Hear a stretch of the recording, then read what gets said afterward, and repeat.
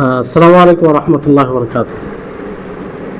وعليكم السلام ورحمة إن الله الحمد وبركاته. لله نحمده ونستعينه ونستغفر ونعوذ بالله من شرور أنفسنا وسيئات أعمالنا من يهده الله فلا مضل له ومن يضلله فلا هادي له وأشهد أن لا إله إلا الله وحده لا شريك له وأشهد أن محمدا عبده ورسوله أما بعد رب اشرح لي صدري ويسر لي أمري واحلل عقدة من لساني يفقهوا قولي رب زدني علما رب زدني علما।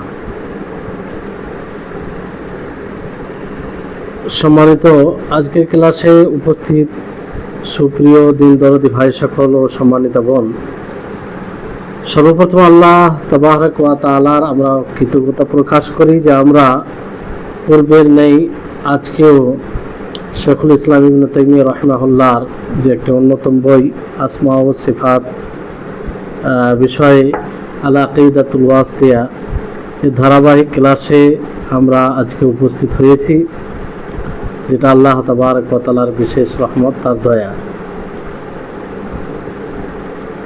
তারপর আমাদের সকলের প্রাণ প্রিয় নবী করিম মুহাম্মদ মুস্তাফা সাল্লাল্লাহু আলাইহি ওয়াসাল্লাম, ওনার উপরে অসংখ্য শান্তি ধারা বর্ষিত হোক। আল্লাহুম্মা সাল্লি আলাইহি আল্লাহুম্মা বারিক আলাইহি। আমাদের যে চলমান বিষয় ছিল পূর্বের পর্বে কারামাত নিয়ে, তো কারামাত বিষয়ে আমরা বেশ কিছু বিষয় জানতে পেরেছি যেগুলো অতীব গুরুত্বপূর্ণ ছিল। আজকে ইনশাআল্লাহ সেই কারামত বিষয়ে আলোচনা চলবে। লেখক রাহিমাহুল্লাহর কথা এখনো শেষ হয়নি। তিনি বলেন যে ফি আনওয়াইল উলুম ওয়াল মুকাশিফাত ওয়া আনওয়াউল কুদরা ওয়াত তা'সীরাত, যে উলুম ও মুকাশিফাতের প্রকারসমূহে আর শক্তি ও প্রভাবের প্রকারসমূহ বলতে এখানে লেখক রাহিমাহুল্লাহ এটা বলতে চেয়েছেন যে কারামত মূলত দুই প্রকার হয়। এক প্রকার যেটা উলুম ও মুকাশিফাতের সাথে সম্পৃক্ত, উলুম বলতে জ্ঞান, যেটা চিন্তা ভাবনা, মুকাশিফাত তার আগে সঙ্গে আসবে।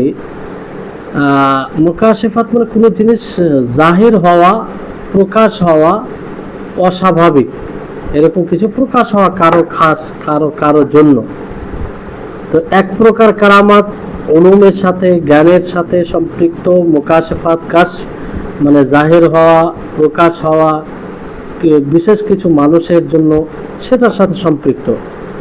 আরেক প্রকারের বিষয় হচ্ছে কারামাত হচ্ছে যেটা কুদরত ও তাসিরাতের সাথে সম্পৃক্ত, মানে প্রভাব শক্তির সাথে যেটা সম্পর্ক। তো এই দুই প্রকারের কারামাত পাওয়া যায়, কিংবা কারামাত দুই প্রকারের হয়। উলুম যেটা জ্ঞানের সাথে সম্পৃক্ত, সেটা কেমন, যে কোনো ব্যক্তির জন্য, কোনো মানুষের জন্য জ্ঞানের মাধ্যমে এমন কিছু অর্জন হওয়া যা অন্য কারোর জন্য হয় না, যা অন্য কারোর জন্য হয়নি, স্বাভাবিকভাবে অন্য কারোর জন্য হয় না। জ্ঞান দ্বারা এমন কিছু জানা, জ্ঞানের মাধ্যমে এমন কিছু হওয়া যেটা অন্যরা ওইভাবে সেটা জানতে পারে না কিংবা হাসিল করতে পারে না। মুকাশিফাত কাশফ যাকে বলে, অনেকে বলে না যে আমার উপরে কাশফ হয়েছে, কাশফ বলা হয় যে কারোর জন্য এমন কিছু প্রকাশ হওয়া যেটা অন্যর জন্য প্রকাশ হয় না, অন্যর জন্য প্রকাশ হয় না। জাহির হওয়া, কারোর জন্য বিশেষ কিছু জাহির হওয়া যেটা অন্য কারোর জন্য জাহির হয় না, যেটা অন্য কারোর জন্য জাহির হয় না। যেমন প্রথমের উদাহরণ যেটা উলুমের সাথে সম্পৃক্ত, যেটা জ্ঞানের সাথে, আবু বকর রাদিয়াল্লাহু তাআলা আনহু থেকে ওনার ব্যাপারে বলা হয় যে আল্লাহ তাবারক ওয়া তাআলা তিনি আবু বকর রাদিয়াল্লাহু তাআলা আনহুকে তেনার স্ত্রীর পেটে কি ছেলে সন্তান ছিল না মেয়ে সন্তান ছিল আগেই আল্লাহ তাআলা জানিয়ে দিয়েছিলেন। মানে গর্ভে ছেলে সন্তান না মেয়ে সন্তান সে ব্যাপারে আল্লাহ তাবারক ওয়া তাআলা আবু বকর রাদিয়াল্লাহু তাআলা আনহুকে জন্ম হওয়ার পূর্বেই জানিয়ে দিয়েছিলেন। সাধারণত এটা কেউ জানতে পারতো না ওই সময়। তো এটা এক প্রকার মানে জ্ঞান যে আল্লাহ তাবারক ওয়া তাআলা তাকে জানিয়ে দিয়েছিলেন, যে আল্লাহ তাআলা জানালেন যে গর্ভে যে রয়েছে সেটা হচ্ছে মেয়ে সন্তান আছে। কাশফের উদাহরণ কি? কাশফের উদাহরণ যেমন আমিরুল মুমিনিন ওমর বিন খাত্তাব রাদিয়াল্লাহু তাআলা আনহু তিনার সাথে ঘটেছিল যে তিনি মানুষের সামনে খুতবা প্রদান করছিলেন, জুমার দিন মেম্বারের উপরে ছিলেন। আর ওই সময় যারা শ্রোতা ছিলেন, যারা ওই সময় সেখানে উপস্থিত ছিল, তারা ওমর রাদিয়াল্লাহু তাআলা আনহুকে এই কথা বলতে শুনলেন, ইয়া সারিয়া আল জাবাল। তো অডিয়েন্স যারা ছিল, শ্রোতা যারা ছিল, তারা আশ্চর্য বোধ করলো এই কথা শুনে, যে হঠাৎ করে এই কথা কি করে এলো। তো ওনারা এই ব্যাপারে ওমর রাদিয়াল্লাহু তাআলা আনহুকে জিজ্ঞাসা করলেন যে কি ব্যাপার। তো উনি বললেন যে আমার জন্য প্রকাশ হয়েছে সারিয়া বিন জানিম, জুনাইম কিংবা জানিম, যাই হোক, তার ব্যাপারে প্রকাশ হয়েছে যে সে ইরাকের মধ্যে ইরাকের কোনো এক জায়গা ছিল, তাকে দুশমন শত্রুরা ঘিরে ফেলেছিল। তো তাকে কিভাবে বলে? ওমর রাদিয়াল্লাহু তাআলা আনহু যখন তার জন্য এটা প্রকাশ হলো, তিনি বললেন যে সারিয়া আল জাবাল, যে তুমি পাহাড়ের দিকে মনোযোগী হও, তুমি পাহাড়ের দিকে চলে যাও। তো সারিয়া তিনি সেখান থেকে ওমর রাদিয়াল্লাহু তাআলা আনহুর আওয়াজ শুনেছিলেন, আর সাথে সাথে তিনি পাহাড়ের দিকে চলে গেলেন। আর এতে তিনি তাদের আক্রমণ থেকে বেঁচে গেলেন, শত্রুদের আক্রমণ থেকে বেঁচে গেলেন। মানে সে পাহাড়ে, মানে তাকে ওমর রাদিয়াল্লাহু তাআলা এখান থেকে বললেন যে হে সারিয়া, তুমি পাহাড়ে চলে যাও। তো ওই আওয়াজটি সারিয়া ওইখান থেকে, ইরাকে তিনি ছিলেন, ওই জায়গা থেকে শুনতে পেয়েছিলেন। তো এটা কাশফ। ওমর রাদিয়াল্লাহু তাআলা আনহু তো ওখানে উপস্থিত ছিলেন না, তারপরে তিনার জন্য প্রকাশ করা হয়, তো এটাকে কাশফ বলা হয়। তো এরকম আরো উদাহরণ রয়েছে যেটা ঘটেছে আর কি, বাস্তবে ঘটেছে ওমর রাদিয়াল্লাহু তাআলা আনহুর এই ঘটনা, দূর থাকা সত্ত্বেও, যেটা স্বাভাবিকভাবে এরকম ঘটে না। আর যেটা শক্তি কিংবা প্রভাব দ্বারা হয়, যেমন মারিয়াম আলাইহিস সালামের ঘটনা, তিনি যখন বাচ্চা প্রসব করার সময় হয়, ঈসা আলাইহিস সালাম যখন জন্মগ্রহণ করেন, তো ওই সময় মারিয়াম আলাইহিস সালাম একটি খেজুর বৃক্ষের নিচে ছিলেন, একদম খুব জটিল অবস্থায় ছিলেন। বাচ্চা প্রসব যখন হয় তখন কি অবস্থা থাকে আমরা সকলেই জানি, অত্যন্ত ব্যথিত অবস্থায়, যন্ত্রণা অবস্থায় থাকে। ওই সময় আল্লাহ তাবারক ওয়া তাআলার হুকুম হয় যে তুমি কি করো, এই গাছের ডালকে নড়াও, এতে কি হবে যে তাজা তাজা খেজুর তোমার কাছে আসবে, তুমি সেটা অর্জন করবে। তো এই যে ওই সময় খেজুর ফল দেওয়ার সময় ছিল না, তারপরেও মারিয়াম আলাইহিস সালাম তিনি গাছের ডাল সে নড়াচড়া করতেই খেজুর তিনি পান, খেজুর তিনার কাছে পড়ে। তো এটা একটা শক্তি কিংবা প্রভাব দ্বারা, এই প্রভাবের সাথে সম্পৃক্ত বিষয়। এইভাবে আরো রয়েছে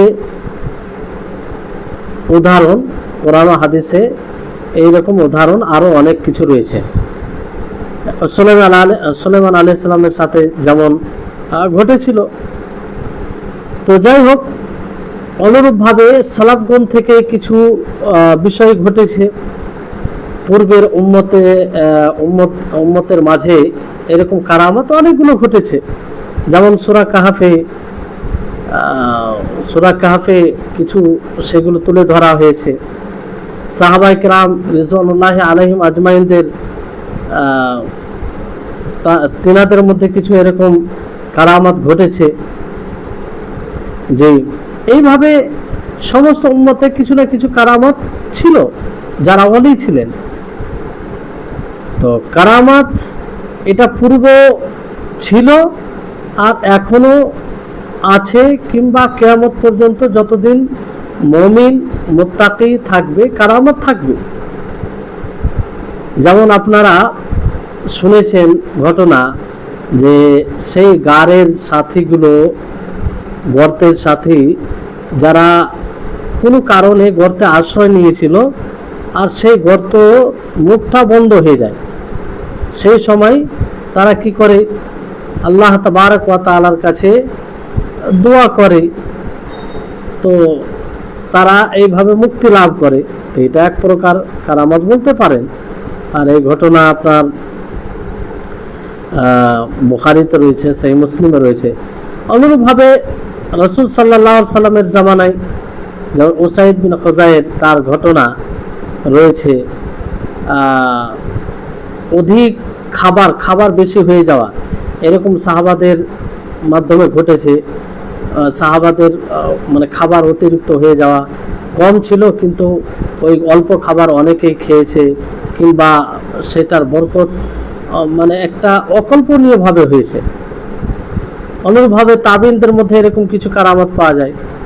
আর যেমন সেলা বিন আসিয়াম, তার ঘটনা, যার জন্য আল্লাহ তাবারক ওয়া তাআলা কিছুক্ষণের জন্য ঘোড়াকে জীবিত করেছিলেন। তো এইরকম ভাবে অনেক রয়েছে কারামত। শেখুল ইসলাম ইবনে তাইমিয়া রাহিমাহুল্লাহ তিনি ফুরকান কিতাবে উল্লেখ করেছেন। আর এটি একটা প্রশস্ত বিষয়। যদি কারামত, আউলিয়াদের কারামত সম্পর্কে কথা বলা হয়, তাহলে অনেকভাবে অনেক দিক দিয়ে এটার আলোচনা রাখা যায়। তো এই কারামত, এক কথায় মূল কথা হচ্ছে, এই কারামত কিয়ামত পর্যন্ত বিদ্যমান থাকবে, যতদিন মুমিন মুত্তাকি থাকবে। আর এই কথাই লেখক রাহিমাহুল্লাহ তিনি বলেন যে ওয়াহিয়া মাওজুদাতুন ফিহা ইলা ইয়াউমিল কিয়ামা, যে এটা কিয়ামত দিবস পর্যন্ত থাকবে, যে কারামত। আর এটা মানে থাকবে, এটা মৌখিক কথা নয়, বরং দলিল দ্বারা প্রমাণিত। এর পিছে সামঈ দলিল রয়েছে, অর্থাৎ কোরআন ও হাদিসের দলিল রয়েছে, আকলি দলিল রয়েছে, অর্থাৎ যুক্তিগত দলিল রয়েছে। সামঈ দলিল যেমন রাসূল সাল্লাল্লাহু আলাইহি সাল্লাম দাজ্জাল সম্পর্কে খবর দিয়েছেন যে দাজ্জাল একজন ব্যক্তিকে ডাকবে, তাকে দুটুকরো করে দিবে, দুই টুকরো দূরে থাকবে, তারপরে ডাকবে, সে জীবিত হবে, কালেমা পাঠ করবে।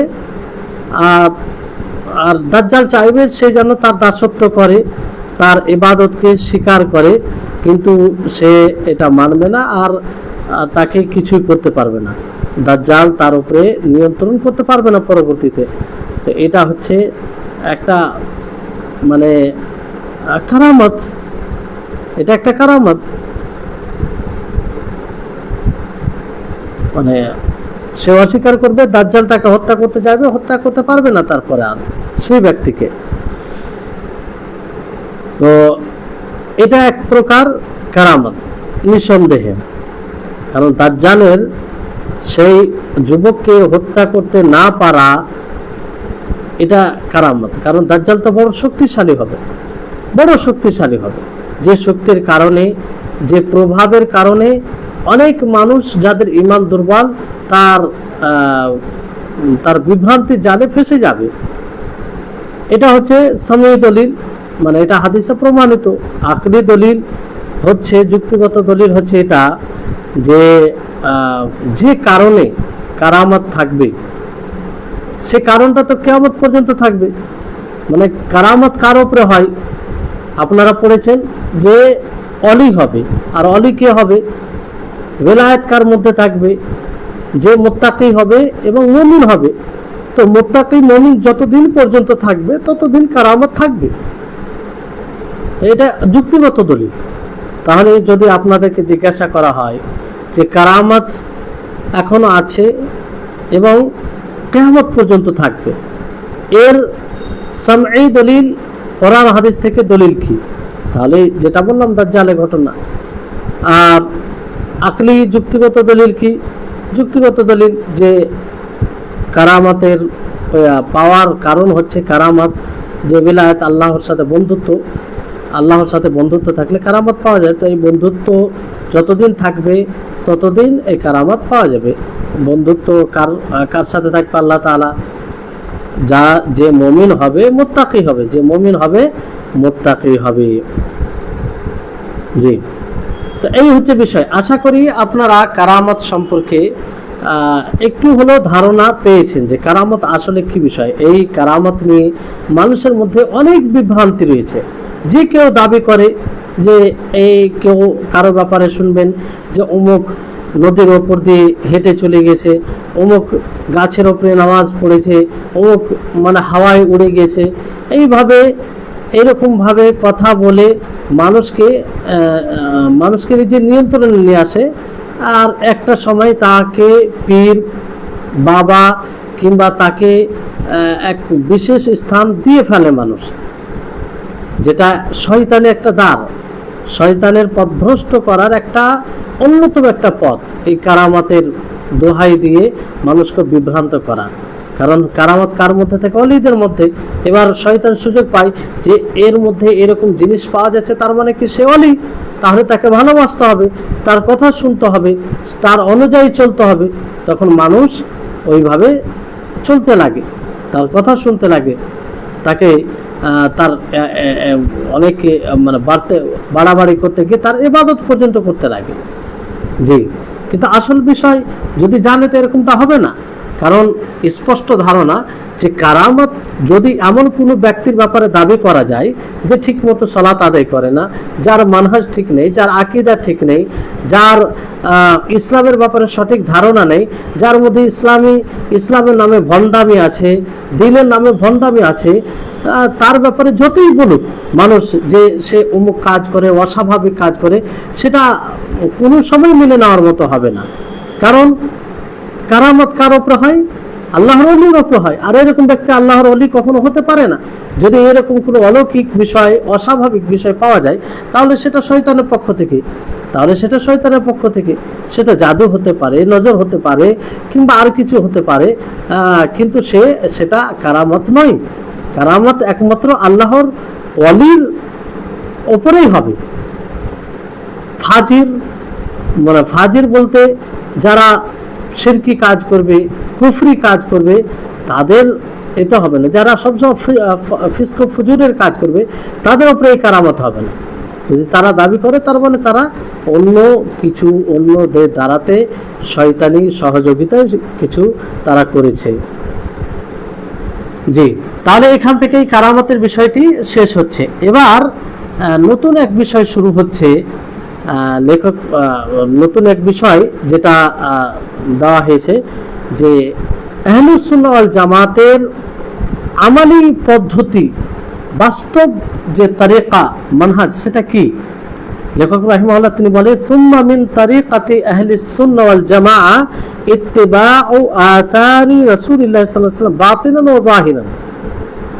যে আহলুস সুন্নাহ ওয়াল জামাতের পদ্ধতি, তরিকা হচ্ছে রাসূল সাল্লাল্লাহু আলাইহি সাল্লামের আসার মধ্যে তার কথা, তার কর্ম, তার কিছু, এগুলো মানে তার অনুসরণ করা, অনুগত্য করা, প্রকাশ্য হোক সেটা অথবা গোপনীয় হোক, সার্বিকভাবে সেটার অনুসরণ করা, অনুকরণ করা, সেটার পিছনে যাওয়া। নবী সাল্লাল্লাহু আলাইহি সাল্লামের আতারে, নবী সাল্লাল্লাহু আলাইহি সাল্লামের আসার। আসার বলতে সেটা নবী সাল্লাল্লাহু আলাইহি ওয়াসাল্লামের কথা হতে পারে, কর্ম হতে পারে, কিংবা তার কোনো আদর্শের কোনো এরকম প্রতীক কিছু, যে কোনো কিছু হতে পারে। এক কথায় রাসূল সাল্লাল্লাহু আলাইহি ওয়াসাল্লামের ঐতিহ্য, তার আদর্শ, এগুলো সবকিছু তার মধ্যে আসবে। তো এখানে লেখক রাহিমাহুল্লাহ স্পষ্ট করেছেন যে আহলুস সুন্নাহ ওয়াল জামাতের তারিকা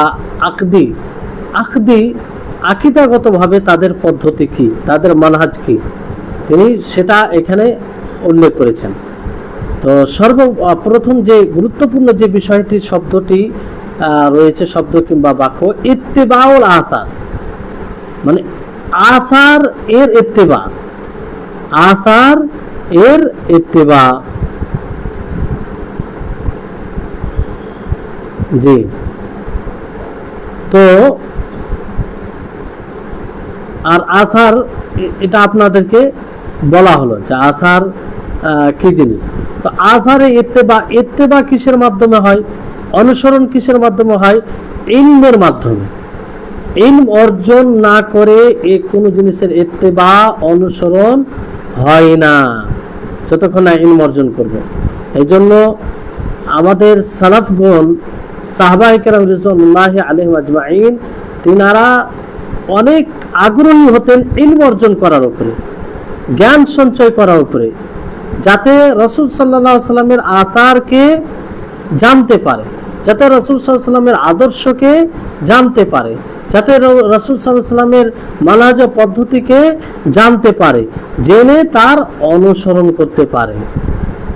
তো ইত্তেবা ইলম ছাড়া হয় না, ইত্তেবা ইলমের মাধ্যমে, জ্ঞান অর্জন করে ইত্তেবা অনুসরণ হয়।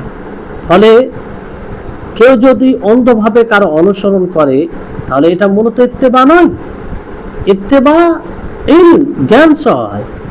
যদি জ্ঞানবিহীন ইত্তেবা, জ্ঞানবিহীন কারো কথাকে মেনে নেওয়া হয়, তাহলে সেটা তাকলিদ হয়ে যায়, অন্ধভাবে মেনে নেওয়া, দলিল ছাড়া মেনে নেওয়া, যেটা শরীয়তে ইসলামিয়াতে সঠিক নয়, কারো কথাকে দলিল ছাড়াই মেনে নেওয়া। তো এক কথায় তারা রাসূল সাল্লাল্লাহু আলাইহি ওয়াসাল্লামের আচার আদর্শকে এর অনুসরণ করতে, সেটা আকীদার বিষয় হতে পারে, ইবাদতের বিষয় হতে পারে, ব্যবহারের দিক দিয়ে হতে পারে, দাওয়াত ইলাল্লাহর কাজে হতে পারে।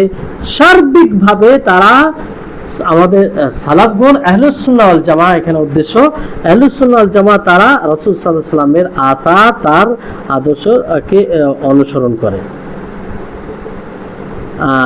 তারা সবসময় আহলুস সুন্নাহ ওয়াল জামাত কি করে? আল্লাহর বান্দাদেরকে আল্লাহর শরীয়তের দিকে আহ্বান করে। যেখানে যে এরকম বিষয়, আল্লাহর শরীয়তের দিকে আহ্বান করে।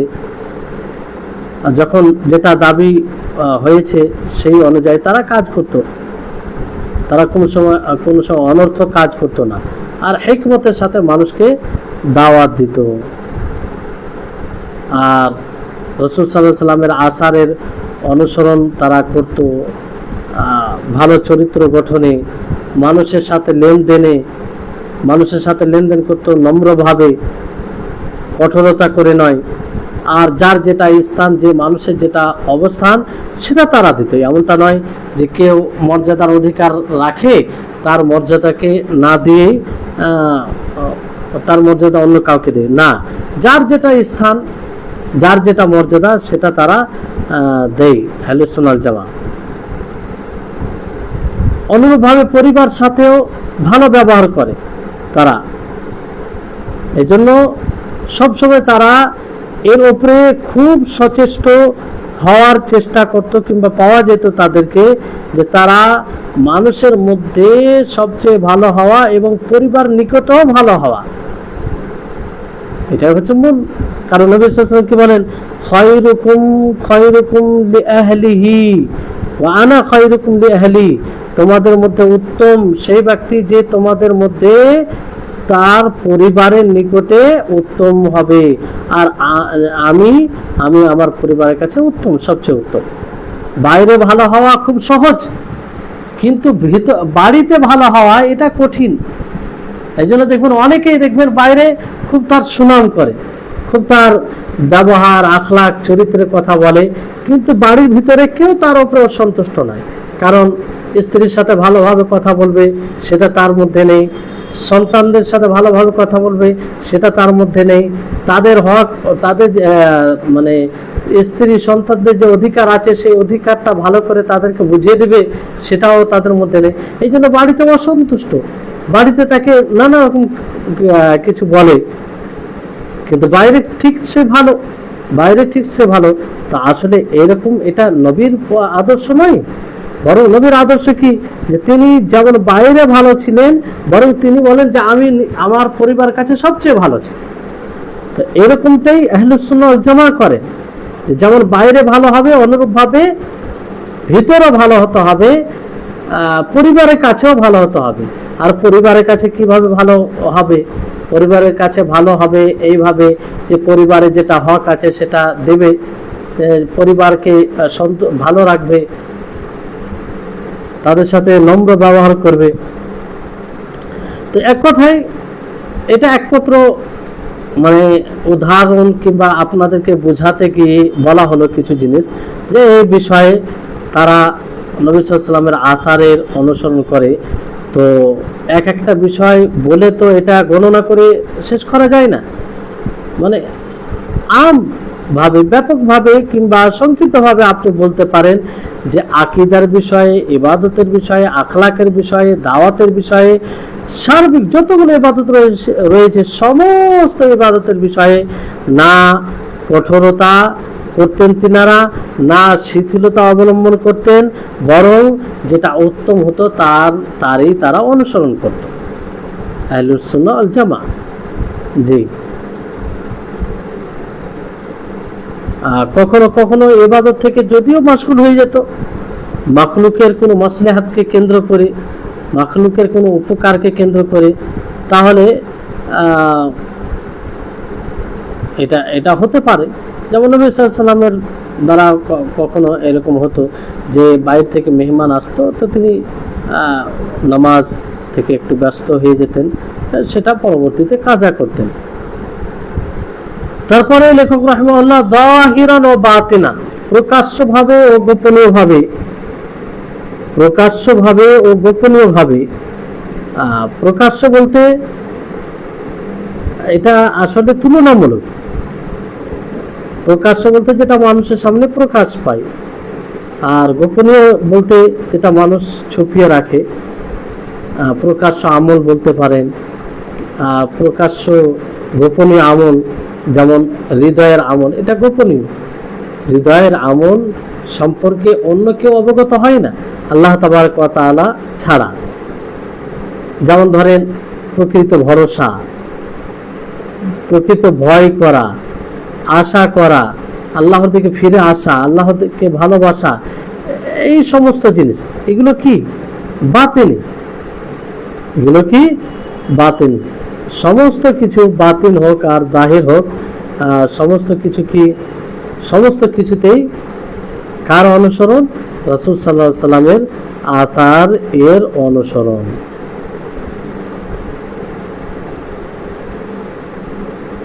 আর যেমন প্রকাশ্য যেগুলো আমল, সালাত আদায় করা, কিয়াম করা, বসা, রুকু করা, সাজদা করা, সাদকা করা, হজ করা, সিয়াম করা, এগুলো কি প্রকাশ্য আমল, জাহির এগুলো। এবার আসুন যে নবী সাল্লাল্লাহু আলাইহি সাল্লামের আসার, এটা তিন প্রকার হয়। কয় প্রকার হয়? তিন প্রকার হয়। এক প্রকার আসার হচ্ছে যেটা নবী করিম মুহাম্মদ সাল্লাল্লাহু আলাইহি ওয়াসাল্লাম ইবাদত হিসেবে করেছেন। কি হিসাবে করেছেন? ইবাদত হিসাবে করেছেন। তো যেটা আল্লাহর নবী মুহাম্মদ সাল্লাল্লাহু আলাইহি ওয়াসাল্লাম ইবাদত হিসেবে করেছেন, সেটার আমরাও আদিষ্ট, আমরাকেও সেটা করতে আদেশ করা হয়েছে। যেমন আল্লাহ তাবারক ওয়া তাআলা কি বলেন? লাকাদ কানা লাকুম ফি রাসূলিল্লাহি উসওয়াতুন হাসানাহ, যে রাসূল সাল্লাল্লাহু আলাইহি সাল্লামের জীবনীতে তোমাদের জন্য উত্তম আদর্শ রয়েছে। কি রয়েছে? উত্তম আদর্শ রয়েছে।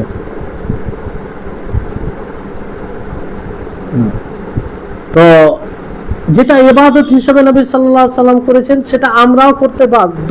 বাধ্য বলতে আমরাও সেটার আদিষ্ট। তো এটা এক প্রকার আসার।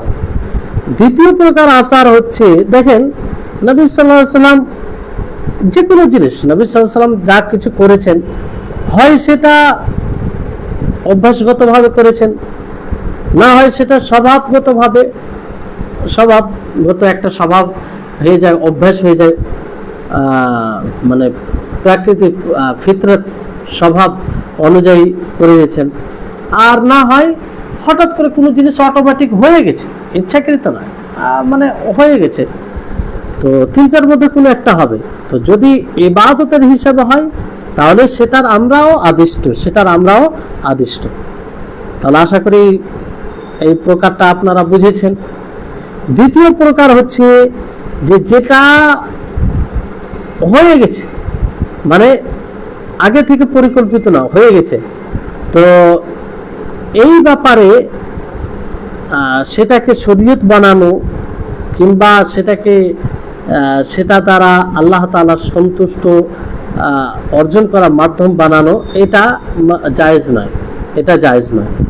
কারণ এটা মাকসুদ নয়, এটা উদ্দেশ্য নেই। নবী সাল্লাল্লাহু আলাইহি ওয়াসাল্লাম হঠাৎ করে কিছু করতে গিয়ে ঘটে গেছে, নবী সাল্লাল্লাহু আলাইহি ওয়াসাল্লাম করে ফেলেছেন।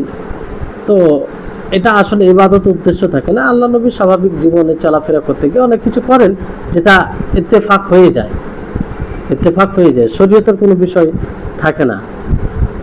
যেমন নবী সাল্লাল্লাহু আলাইহি ওয়াসাল্লামের মক্কা আসা হজের সময় চতুর্থ দিনে, জিলহিজ্জার চতুর্থ দিনে নবী সাল্লাল্লাহু আলাইহি ওয়াসাল্লামের মক্কায় আসা। এবার যদি কেউ মনে করে যে নবী সাল্লাল্লাহু আলাইহি ওয়াসাল্লাম চতুর্থ জিলহিজ্জাতে মক্কায় এসেছে, তা আমরাও চতুর্থ জিলহিজ্জাতে মক্কায় আসবো, তাহলে কি এটা ঠিক হবে? হবে না। কারণ নবী সাল্লাল্লাহু আলাইহি ওয়াসাল্লামের চতুর্থ দিনে মক্কায় আসা এটা ইত্তেফাক, এটা মানে উদ্দেশ্য করে নয়, তো এই ক্ষেত্রে যদি এরকমটা হয় তাহলে সেটাকে মানে শরীয়ত বানানো কিংবা সেটা দ্বারা আল্লাহর সন্তুষ্টি লাভ করা, এটা জায়েজ হবে না। জি। তৃতীয় হচ্ছে যে যেটা অভ্যাসগতভাবে অভ্যাস দাবি যে সেটা করুক, তো সেটাকে কি শরীয়ত বানানো যায়? সেটাকে কি নবী সাল্লাল্লাহু আলাইহি ওয়াসাল্লামের এমন আদর্শ মনে করা যায় যেটার আমরা আদিষ্ট? জি। তো এর উত্তর হচ্ছে যে জি হ্যাঁ, আমাদেরকে সেটা আদর্শ বানিয়ে নিতে হবে, সেটার অনুসরণ করতে হবে। কিন্তু এখানে একটা বিষয়, যে সেটা জিন্স হিসাবে, শ্রেণী হিসাবে, মানে আসল যে জিনিসটা করেছে সেটাই করতে হবে এরকম বিষয় নয়। যেমন বুঝতে পারবেন যে এখানে যেটা মানে অনেক মানুষ এখানে পার্থক্য করে না, তারা ধারণা করে যে এটাই যেটা অভ্যাসগতভাবে হয়েছে সেটাকেই করতে হবে।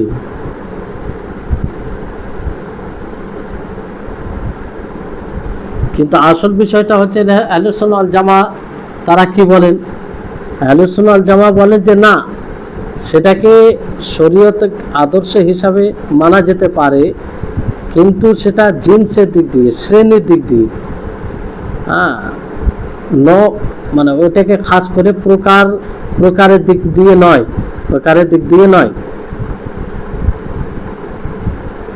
জি। অর্থাৎ যেমন ধরুন যে নবী সাল্লাল্লাহু আলাইহি সাল্লাম কিংবা আমরা যেটা করি, অভ্যাসগত করি, আর সেটা উপরে মানুষও রয়েছে, তো এটাকে শরীয়তে কোনো জিনিস বাধা দেয় না, আপনি করতে পারেন, এটা করতে পারেন। হ্যাঁ, যদি এরকম কোনো দলিল থাকে যে এটা করা যাবে না, এটা করা নিষেধ, তখন সেটা ভিন্ন, তখন তো সেটা শরীয়তেরই দলিল অনুযায়ী কাজ হয়। চতুর্থ বিষয় যেটা মানে স্বভাব দাবি করে। একটা তো অভ্যাসের কারণে, এটা স্বভাব ফিতরাতের কারণে, এটাও ইবাদতের মধ্যে পড়ে না। আল্লাহ নবী স্বভাবগত অনেক কাজ করেছিলেন, তো এটা কি শরীয়ত হবে না। কিন্তু কখনো কখনো এটা ইবাদত হয়ে যায়। কখনো ইবাদত হয় যখন এটা কোনো নির্দিষ্ট কোনো নিয়মে করা হয়।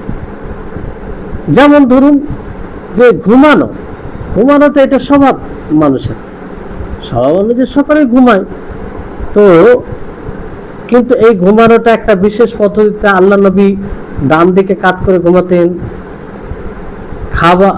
তো ওইভাবে ঘুমানো এটা কি ইবাদত হয়ে যাবে। যেমন কোনো ব্যক্তি যদি ঘুমায় ঠিক সেইভাবে যেভাবে নবী করিম মুহাম্মদ সাল্লাল্লাহু আলাইহি ওয়াসাল্লাম ঘুমাতেন, তাহলে সেটি কি হয়ে যাবে, ইবাদত হয়ে যাবে।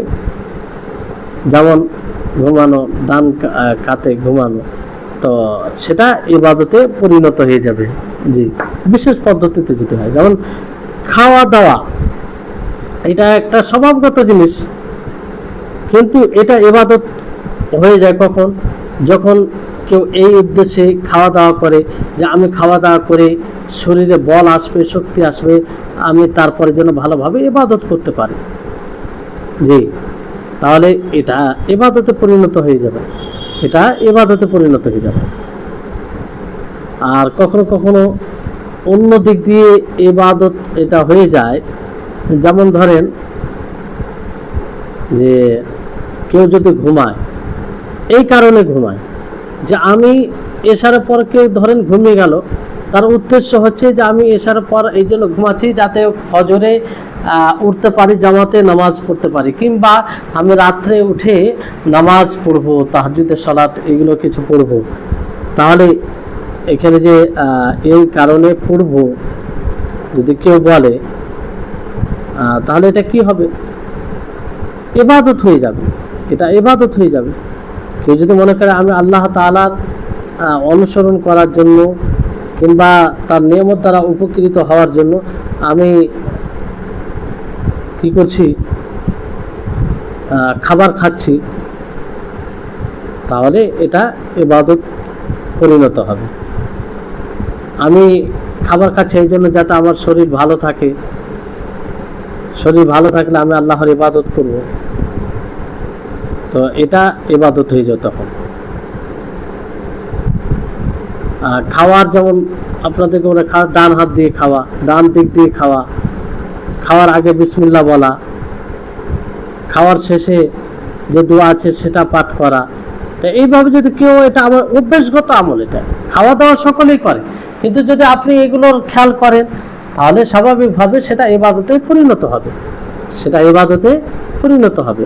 আপনি কাপড় পরিধান করছেন, কাপড় পরিধান করা এটা আপনার স্বভাব, আপনি কাপড় পরিধান করবে, মানুষও করে, কিন্তু সে জায়গায় যদি আপনি দোয়া বলে কাপড় পরিধান করেন আর এই নিয়ত করেন যে আমি আমার লজ্জা স্থানকে ঢাকছি কারণ শরীয়তে ঢাকার আদেশ দিয়েছে, তাহলে এটা কি হবে, ইবাদত হবে, এটা ইবাদত হবে।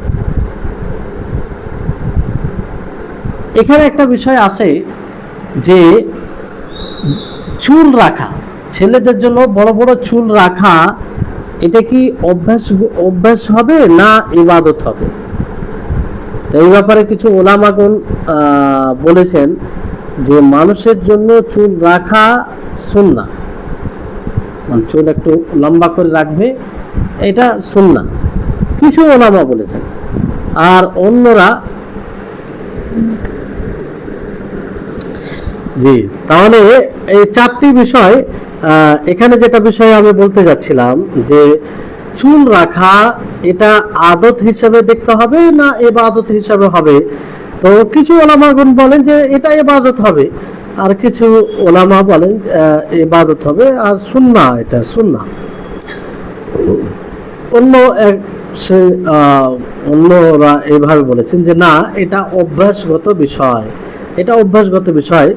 কারণ রাসূল সাল্লাল্লাহু আলাইহি সাল্লাম ওই ব্যক্তিকে বলেন যে মাথার কিছু অংশটা মুন্ডন করে নিয়েছিল, আর কিছু অংশটা ছেড়ে দিয়েছিল, তো আল্লাহ নবী তাকে তা থেকে নিষেধ করেন আর বলেন যে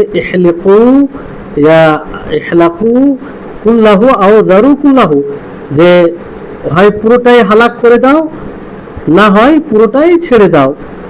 তার মানে এটা অভ্যাসগত। যদি এরকম করে কিছু হতো, ছেড়ে দেওয়া সুন্নাহ হতো, উত্তম হতো, তা আল্লাহ নবী বলতো যে পুরোটাই ছেড়ে দাও, হালাক করার কথা তিনি বলতেন না। জি, তো এখান থেকে কিছু ওলামাগণ এটা বলেছেন যে না, এটা কি হবে, এটা আপনার অভ্যাস ইবাদত হবে না, বরং অভ্যাসগত অভ্যাস বলে গণ্য করা হবে। তো যাই হোক, অভ্যাসগত যতগুলো বিষয় রয়েছে নবী সাল্লাল্লাহু আলাইহি সাল্লাম, সেটাকে আমরা সরাসরি ইবাদত বলতে পারি না। যদি কোনো এরকম দলিল পাওয়া যায় যে দলিল দ্বারা সাব্যস্ত হয়, তাহলে সেটাকে আমরা ইবাদত মনে করব। আর মনে রাখবেন যে ইবাদতের ক্ষেত্রে একটি নীতিমালা আছে, এবং মামলাতের ক্ষেত্রে একটি নীতিমালা আছে। এই দুটি ক্ষেত্রে নীতিমালা আছে। তারপরে লেখক রাহিমাহুল্লাহ তিনি বলেন যে ওয়াত্তিবাউ সাবিলিস সাবিকিনাল আউয়ালিনা মিনাল মুহাজিরিন ওয়াল আনসার, আর যারা পূর্বে সাবেকিন, মানে পূর্বে সাবেকিন রয়েছেন, সেটা মুহাজিরিনদের মধ্যে হোক এবং আনসারদের মধ্যে, তাদের পথের অনুসরণ করা।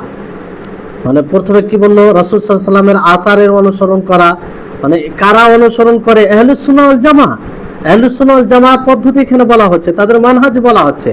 একটা মানহাজ বলা হলো যে রাসূলের আসারের অনুকরণ করে, আর দ্বিতীয় যেটা মানহাজ তাদের বলা হচ্ছে, পদ্ধতি বলা হচ্ছে, যে আহলুস সুন্নাহ ওয়াল জামাত সাবিকিন মুহাজিরিন ও আনসারদের মধ্যে, সাবিকিন মানে মুহাজির হোক আনসার হোক, তাদের পদ্ধতির অনুসরণ করা আহলুস সুন্নাহ ওয়াল জামাত, এটা পদ্ধতি। তো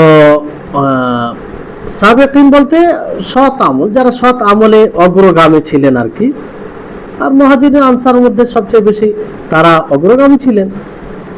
মুহাজির বলতে কারা, যারা মদিনার দিকে হিজরত করেছিলেন। আনসার বলতে কারা, যারা মদিনায় ছিলেন আর মুহাজিরদের সহযোগিতা করেছিলেন। তো আহলুস সুন্নাহ ওয়াল জামাতের যে মানহাজ, সেটা হচ্ছে তাদের পথের অনুসরণ করা। কেন আহলুস সুন্নাহ ওয়াল জামাত তাদের অনুসরণ কেন করে? তাদের অনুসরণ এই জন্য করেন যে কারণ তারা আকরাব ইলা সাওয়াব, বেশি তারা হকের নিকটে তারা বেশি। যত নবী সাল্লাল্লাহু আলাইহি ওয়াসাল্লামের জামানার কাছের লোক ছিল, যে নবী সাল্লাল্লাহু আলাইহি ওয়াসাল্লামের কাছের লোক ছিলেন, তারা ততটাই হকের নিকটে ছিলেন। আর যতটাই দূরত্ব, আস্তে আস্তে ডিস্টেন্স বাড়তে শুরু হয়েছে, ততটাই মানুষ হক থেকে দূর হতে আরম্ভ করেছে। এই জন্য সাহাবীদের পথের অনুসরণ করা, আর তার মধ্যে আনসারি মুহাজির এদের অনুসরণ করা বেশি তারা হকের নিকটে ছিলেন নিঃসন্দেহে। কারণ স্বাভাবিক, যখন মানুষ কাছে থাকে তখন সেটাকে বেশি বুঝতে পারে, কারণ সরাসরি তারা সেটাকে প্রত্যক্ষ করে। সাহাবায়ে কেরাম সরাসরি নবী করিম মুহাম্মদ সাল্লাল্লাহু আলাইহি ওয়াসাল্লামের কাছ থেকে দ্বীন নিয়েছেন, তারা কোরআন নাজিল হতে দেখেছেন, তারা কোরআনের ব্যাখ্যা, কোরআনের সারা, কোরআনের মানে বিশ্লেষণ নবী সাল্লাল্লাহু আলাইহি ওয়াসাল্লামের মুখ থেকে তারা শুনেছেন। এই জন্য তাদের নিকটে হকটা স্পষ্ট। তাদের নিকটে যদি হক স্পষ্ট না হয়, দুনিয়া তার কার নিকটে হক স্পষ্ট হবে? তো এই জন্য আহলুস সুন্নাহ ওয়াল জামাত তাদের পথের অনুসরণ করে। এই জন্য আমাদের উচিত হবে যে নবী করিম মুহাম্মদ সাল্লাল্লাহু আলাইহি ওয়াসাল্লামের জীবনী তো জানতেই হবে, কিন্তু নবী সাল্লাল্লাহু আলাইহি ওয়াসাল্লামের জীবনী জানার পরে খোলাফায়ে রাশিদিনদের জামানা, তাদের সম্পর্ক জানা উচিত, কারণ তারা হকের একদম নিকটে ছিলেন। এই জন্য আপনি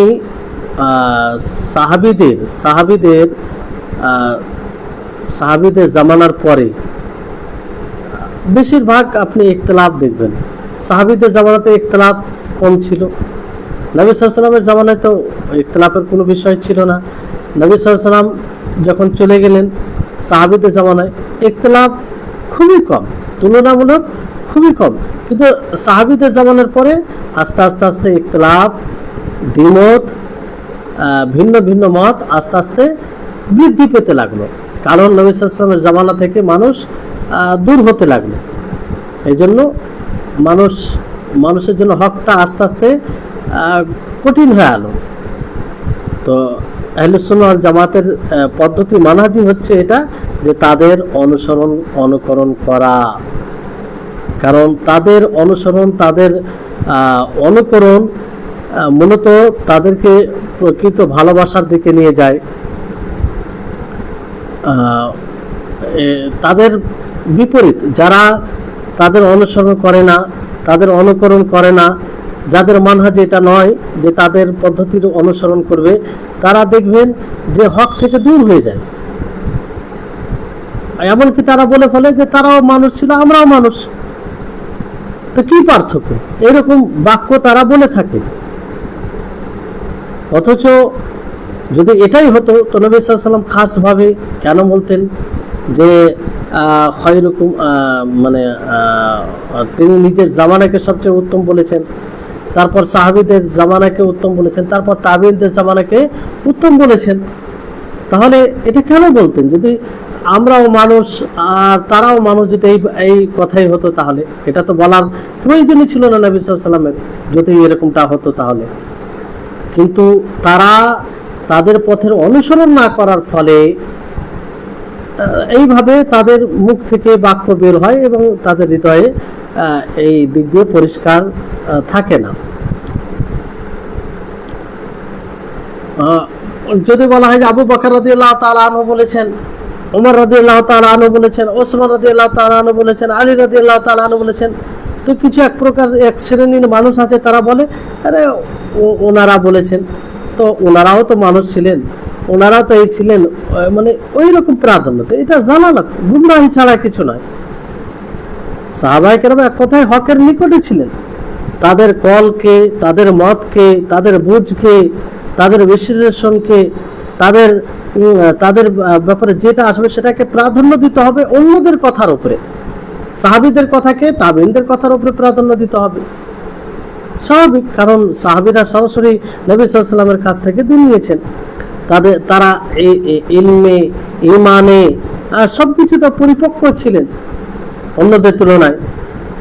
আর তারা যেভাবে কোরআনকে বুঝেছেন, আর বুঝার মধ্যে যে ভুল মুক্ত ছিল তারা, তা পরবর্তী সময়ে অতটা ছিল না। তারা তাকওয়ায় যেভাবে এগিয়েছিলেন, তারা আমানতদারিতায় যেভাবে এগিয়েছিলেন, আমানত মানে সার্বিকভাবে আমানতে তারা রক্ষা করতেন, শরীয়তকে তারা বড় আমানত হিসাবে দেখতেন। কিন্তু বড় দুর্ভাগ্যের বিষয়, আমরা শরীয়তকে আমানত হিসাবে গ্রহণ করতে পারিনি। আমরা শরীয়তের ব্যাখ্যা করি নিজের মন মতো, নিজের স্বার্থ অনুযায়ী। এই ব্যাপারে আমরা আল্লাহকে ভয় করি না, কিন্তু সাহাবায়ে কেরাম তা ছিলেন না। শরীয়তের ব্যাপারে কোনো কথা বলতেন তো শরীরে তাদের কম্পন চলে আসতো, ভয় করত, ভয়ে ভীত হয়ে যেত। এমনও হতো যে কোনো কথা কাউকে জিজ্ঞাসা করা হলে সে বলতো যে আমি বলতে পারবো না, অমুকের কাছে যাও। ফের তার কাছে যাওয়া হতো, সে বলতো অমুকের কাছে যাও। ফের তার কাছে যাওয়া হতো, সে বলতো অমুকের কাছে যাও। এই করতে করতে করতে প্রথমে যার কাছে জিজ্ঞাসা করা হয়েছিল তার কাছে আবার ফিরে আসতো। এই ছিল তাদের মধ্যে শরীয়তের আমানতদারিতার বুঝ। তারা এটাকে উপলব্ধি করত। আর আল্লাহ তাবারক ওয়া তাআলা এই ব্যাপারে কঠোরভাবে বলেছেন। আল্লাহর শরীয়তের ব্যাপারে যদি কেউ না জেনে কিছু বলে, এটা ছোট ছোট গুনাহ নয়, বিশাল বড় গুনাহ, বিশাল বড় গুনাহ। তো এই হচ্ছে বিষয়। তো এই জন্য আহলুস সুন্নাহ ওয়াল জামাআহ তারা সাবেকিন, মুহাজির ও আনসারদের পথের অনুসরণ করেন তারা। যেহেতু আহলুস সুন্নাহ ওয়াল জামাআহ তারা করেন, তো আমাদের সকলকে করতে হবে, কারণ ওই পথেই চলতে হবে। তো আহলুস সুন্নাহ ওয়াল জামাতের এটাই মানহাজ। তো আজকে এখানেই ইতি করি, ইনশাআল্লাহ ফের আগামী ক্লাসে পরবর্তীত হবে, সেগুলো গুরুত্বপূর্ণ। আল্লাহ তাবারক ওয়া তাআলার কাছে দোয়া করি আল্লাহ যেন আমাদের সকলকে সঠিক বুঝা তৌফিক দান করেন, আর সাহাবীদের আদর্শকে গ্রহণ করা তৌফিক দান করেন। আমরা যেন সেই সাহাবীদের পথ ও পদ্ধতির অনুসরণ করতে পারি, তার তৌফিক দান করেন। ওয়া আখির দাওয়ানা আনিল হামদুলিল্লাহি রাব্বিল আলামিন। আসসালামু আলাইকুম ওয়া রাহমাতুল্লাহি ওয়া বারাকাতুহু।